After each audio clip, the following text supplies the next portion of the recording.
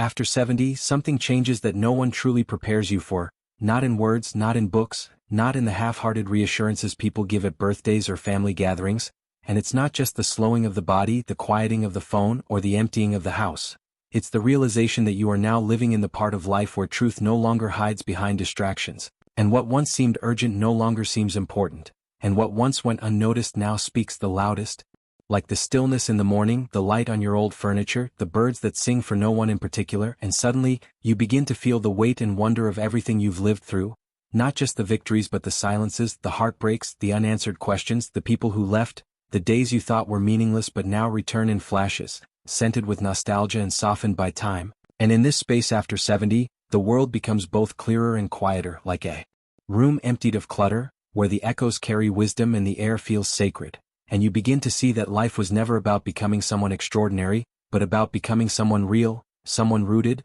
someone able to sit with themselves and feel whole without needing the approval, the noise, or the race you once thought was everything. And the truth that no one tells you is that this age, this stage, is not the end but the beginning of an entirely different dimension of living, where you finally hold the permission to be who you are without masks, without competition, without explanation, and the fears that once controlled you, the fear of being alone, of being misunderstood, of being invisible, lose their grip as you discover that solitude is not a punishment, it's a sanctuary, and invisibility is not a curse, it's freedom, and being misunderstood no longer wounds you because you no longer need to be explained. You have already become a universe within yourself, and this is where the real journey begins, the one where every step is inward, where your past becomes your teacher instead of your weight, where forgiveness becomes easier because you see how heavy it is to carry old anger, and you start to release not because someone says sorry, but because you no longer want to drink poison meant for others, and you begin to gather yourself, not your possessions or your titles but your memories, your lessons, your quiet strengths, and you see how much you've overcome, how many nights you didn't think you'd survive but did, how many days you smiled through pain just to keep others from worrying, and you begin to honor that resilience not as a story of survival but as proof of your soul's strength, and you stop regretting the things you couldn't do because you start appreciating the things you did, even the small things, especially the small things, like raising children, loving someone who didn't love you back, tending to a garden, feeding a pet, writing a letter, cooking meals, sitting with someone who was grieving, listening, showing up, and all those unnoticed acts that now shine like golden threads in the tapestry of your life. And the truth is, after 70, your days become more about depth than distance, more about presence than productivity, and you begin to understand that the pace of the world no longer fits the rhythm of your heart. And that's not a flaw, it's a gift, because now you walk slower not because you're weak but because you're wise enough to see what others miss. You sit longer not because you're tired but because you know how sacred silence is, and you speak less not because you're quiet, but because your words now carry weight,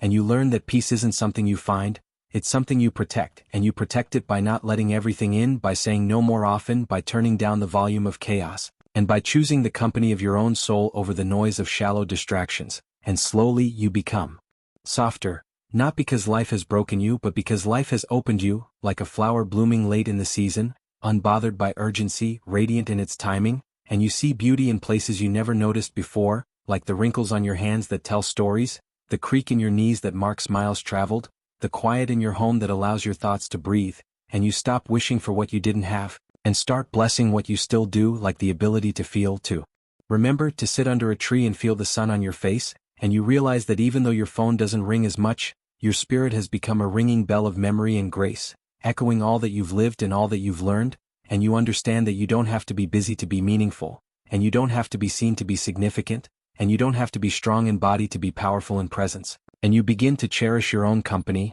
not out of loneliness but out of reverence for the life you've lived, and you look at your reflection not with criticism but with compassion, and you realize that every line is a lyric, every scar is a stamp of experience, every gray hair a crown of survival, and you begin to feel grateful, not the surface-level gratitude that's easy to post online, but the kind that humbles you, softens you, brings tears to your eyes when you wake up and realize you've been given another sunrise, another chance to love, to forgive, to be kind, to be quiet, to be here. And the truth no one tells you is that after 70, joy becomes simpler but deeper, like the joy of holding a warm cup of tea, watching birds dance in the sky, rereading an old book, hearing a familiar song, or sitting in a room with someone you love and not needing to say a word. And you no longer chase meaning, you recognize it in the moment, in the now, in the ordinary made extraordinary by your attention, and you begin to see that the world doesn't owe you Anything, but you owe yourself everything, especially your own tenderness, your own patience, your own belief that you are not past your prime.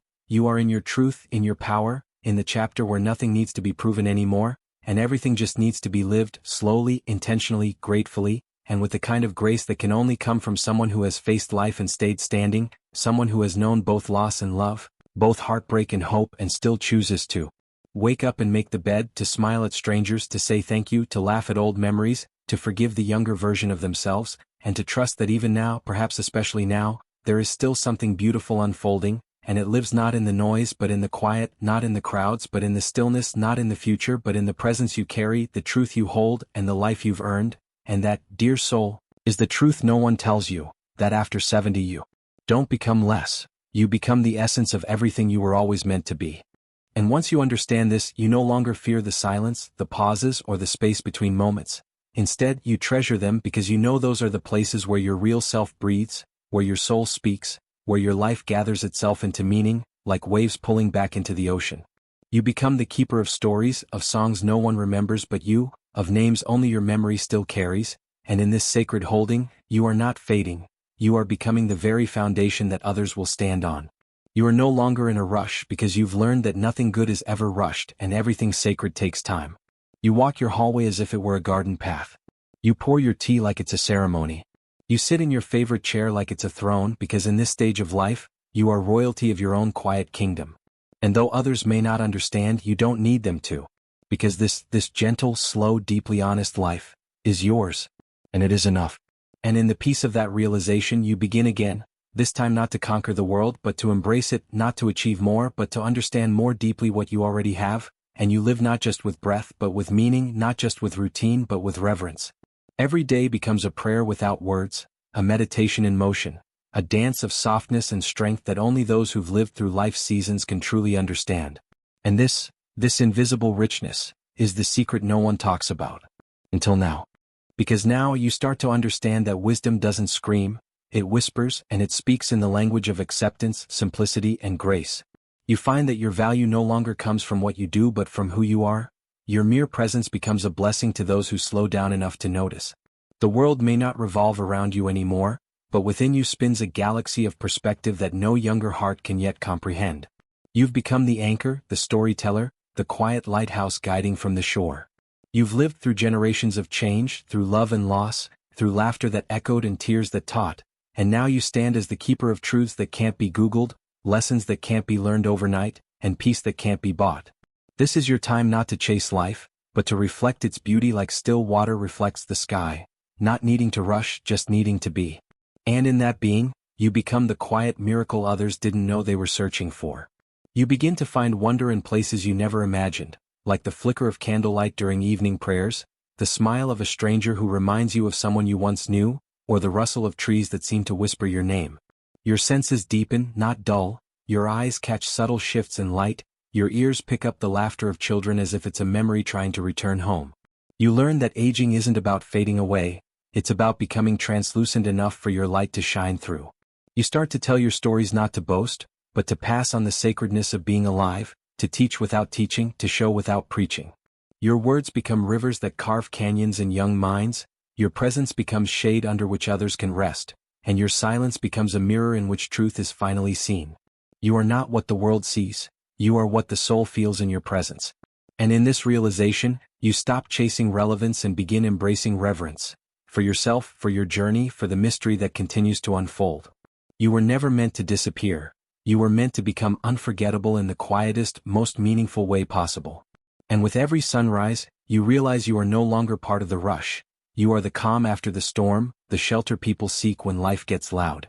Your laughter has layers now, echoes of decades that shaped you, and your sadness holds a kind of grace, not for its heaviness, but for the wisdom it carried. You understand people more, not because you figured them out, but because you've stopped needing to. You love more freely, not expecting anything back, and you forgive more easily, not to let others off the hook, but to keep your soul unburdened. Each breath becomes sacred, a soft celebration of survival and serenity. You begin to measure your day not by what you checked off, but by how often you felt peace. Your joy no longer comes in noise but in nuance, in the way the curtains move with the breeze, in the feel of familiar socks, in the warmth of tea cradled in old hands, in the simple knowing that you have nothing to prove and everything to be. You are not a memory fading, you are a flame steadying. You are not a shadow of your youth, you are the sunrise of your truth. And in this quiet, in this clarity, in this chapter, you become something the world desperately needs but rarely sees. A soul that has learned to rest in itself, fully, deeply, joyfully, and with absolute peace.